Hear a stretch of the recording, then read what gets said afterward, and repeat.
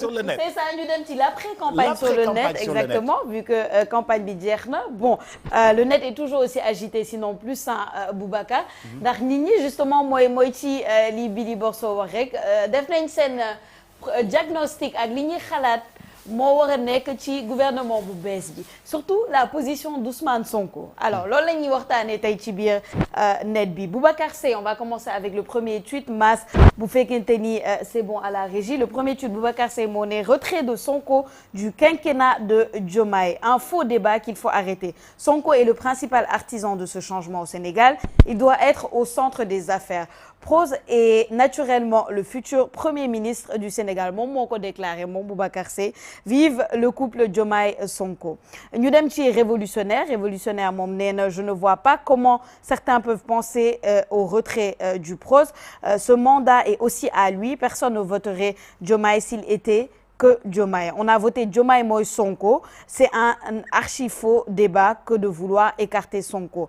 Mohamed Sarr Diop moom nee na Ousmane Sonko a sacrifié sa vie pour ce projet tout le mérite lui revient sans lui nous avions à coup sur Macky Sall et son régime pour encore 5 ans Alain Saint-Pierre Mwamba moom nee na Ousmane Sonko doit reprendre accompagné de cette belle photo photo bi nga xamante ni voilà day illustrer moom lim bëgg a wax Ousmane Sonko doit comprendre que c'est Diomaye Faye qui a été élu président il devrait justement se mettre en retrait l'autre doit aussi savoir se tenir comme un chef d'État cette image dit beaucoup et ça risque de mal finir bon ay diagnostic le sur la toile Khalilou 74 moom nee na cette image parle effectivement et elle est très explicite Sonko est derrière et Diomaye est devant. Toutefois, c'est un projet commun. Si Sonko avait été président, nous aurions eu la même image avec Sonko devant et Diomaye derrière avec un projet commun. Voyez le projet et pas les hommes. AD3 Productions moom nee na Diomaye n'aurait pas été derrière dans ce cas. Il serait resté comme secrétaire général du parti PASTEF. Infini moom nee na arrêtons de faire le culte de la personnalité. loolu mooy tudd bi nga xamante ni man moom a gën a neex le culte de la personnalité au lieu de se concentrer sur ce qui est important maanaam le projet Freddy moom nee na exactement de plus la tenue vestimentaire de Sonko est assez claire par rapport ak visite bu ñu def au palais hier et il est le seul qui porte une enveloppe en gros il s'est clairement fait petit sur toutes les images genre il s'est transformé en colistier Madame derrière Diomaye dommage que certains ne le voient pas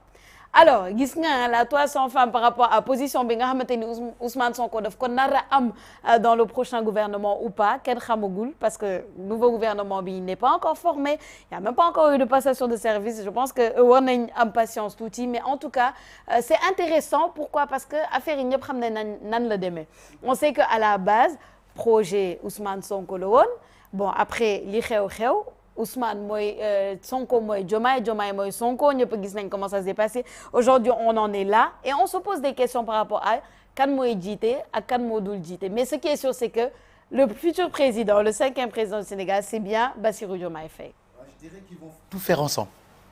Moi je dirais qu'ils vont tout faire ensemble. Moi je dirais bien qu'ils vont tout faire ensemble. Tout faire ensemble man noonu laa gisee. Ils vont tout faire ensemble parce que c'est des gens qui s'entendaient bien avant tout cela et ils vont continuer à s'entendre et puis à s'entendre et à travailler pour le bien du Sénégal ils ont un projet commun ils vont travailler ensemble xam nga Rose noo ko gisee. xale yi ñu ne promotion la woon voté benn président am ñaari président ak 4 premières dames nee nañ promotion président la woon voté benn am ñaar ak 4 premières dames loolu ñu wax nag man lu ma gëm la dëgg fa yàlla dëgg la parce que tey ñoom réaction yi ñu am ci réseaux sociaux yi ñoom ci seen bopp sax daa mel ni ils sont pas conscients que non ils sont pas conscients que benn président la ñu élire muy ki nga xamante ni mooy Bassirou Diomaye Diakhar Faye moom mooy le président de la République du Sénégal ce n'est pas monsieur Ousmane Sonko léegi moom nag après relation bi muy am ak moom wala poste bu mu koy jox wala ci nan la koy jàppale ci liggéey bi loolu après on verra le futur nous le dira mais on a qu'un seul président et moom mooy monsieur Bassirou Diomaye Diakhar Faye loolu dafa war a leer ci bopp sénégalais yépp li du débat du débat du débat dafa mel ni projet bi du projet Ousmane Sonko dafa am ñu bind projet bi jël Ousmane Sonko jiital ko parce que moom moo leen doy mais bon nañu rafet njortu rek non wala tout va bien se passer et puis ils vont tout faire ensemble. Boubacar ils vont tout faire ensemble. waaw léegi lu tax yow su ma wax nga may dagg lan mooy problème bi. baal ma baax na baal ma waxal. man kay noppi naa noppi sax en tout cas daal 16000 neex na de nga war a signer degré yow kese. le message de non mais Boubacar bon c'est intéressant je pense que conjoncture bi moo tax mu indi qu'on a ce débat là aujourd'hui fii man daal si je devais faire un commentaire et je pense que c'est important loolu li ma bëgg a wax la depuis le dimanche 24 mars pourquoi parce que man si je suis honnête man je faisais partie de ceux qui disaient que tant que gisuma dimanche matin Sénégalais yi jóg dem ci urne yi voter je ne croirais pas en ces élections man wax naa loolu je l'ai dit dans la rédaction toute la semaine dimanche dama jóg dem dans les bureaux de vote parce qu'on reportait on a travaillé de 8h ba ñu génne les premiers résultats donc de 8h yoo xam nga tu étais sur le terrain comme moi de 8h jusqu'à 23h on était sur le terrain mais man li ma frappé en étant sur le terrain dimanche c'est que ñëpp a génn nañ c'est-à-dire que man Mariste laa dem j'ai vu sama moromu yaay yi mes petits frères petites sœurs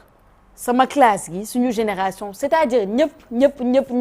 on avait un électorat mixte c'est ça toute génération confondue on avait un électorat mixte et motivé man couvrir naa élection législative couvrir naa élection locale mais foule bi ma gis dont j'ai été témoin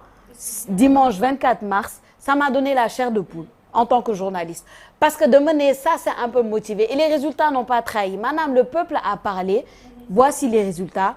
Bassirou Diomaye Faye est notre 5e président au Sénégal léegi man ce que je dis c'est que lu ñuy applaudir ak jubilé bi yëpp man dama ko jàpp ni projet la ñuy applaudir parce qu'on peut pas applaudir ñi nga xamante ni xamaguñ leen on ne sait pas encore ce qui va se passer mais ce qu'on peut applaudir c'est la parole du peuple la motivation du peuple pour justement